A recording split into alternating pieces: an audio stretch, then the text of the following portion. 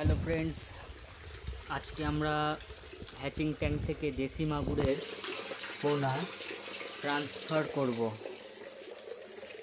Transfer করব অন্য ট্যাঙ্কে।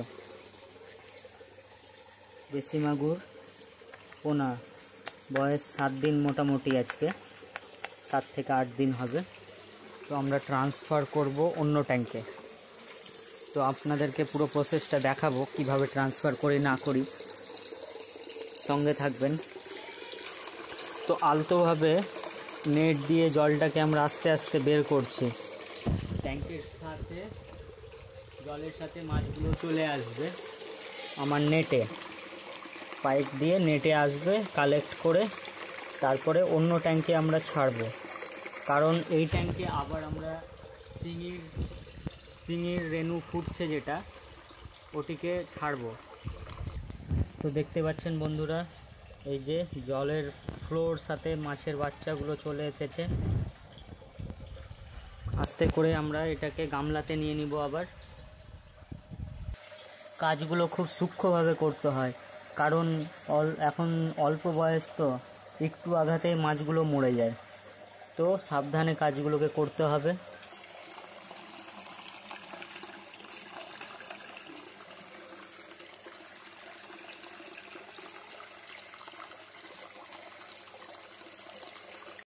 দেশি মাগুর আর দেশি শিঙের মধ্যে পার্থক্য চেনার উপায় হচ্ছে, দেশি মাগুরের মাথাটা একটু মোটা।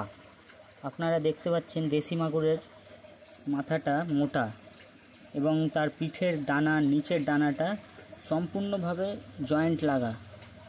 দেখেন মাথাটা মোটা, সম্পূর্ণ জয়েন্ট লাগা।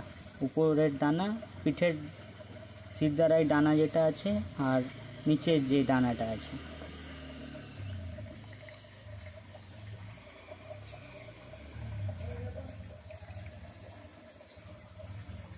এইটা তো বন্ধুরা, এই ট্যাঙ্কে মাছগুলিকে ছাড়বো।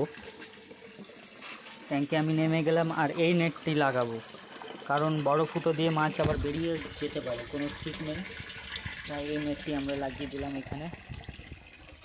দিয়ে এই যে মাছ, খুব একটা বেশি সময় দেওয়া যাবে না, অক্সিজেনের অভাব হয়ে যাবে। তো মাছগুলিকে আমরা আস্তে আস্তে রিলিজ করে দেবো ট্যাঙ্কে।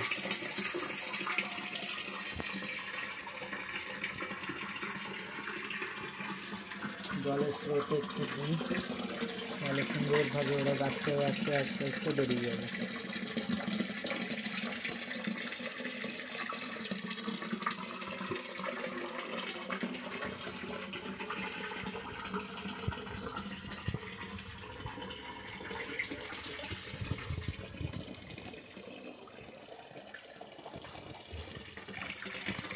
এই যে ছেড়ে দিয়েছি মাছগুলো ছেড়ে দিলাম। এবার দেখা যাক, এখানে খুব ফাস্ট গ্রোথ নেবে। অনেক বড় ট্যাঙ্কে পেলেও এবার মাছগুলো খুব ফাস্ট গ্রোথ নেবে।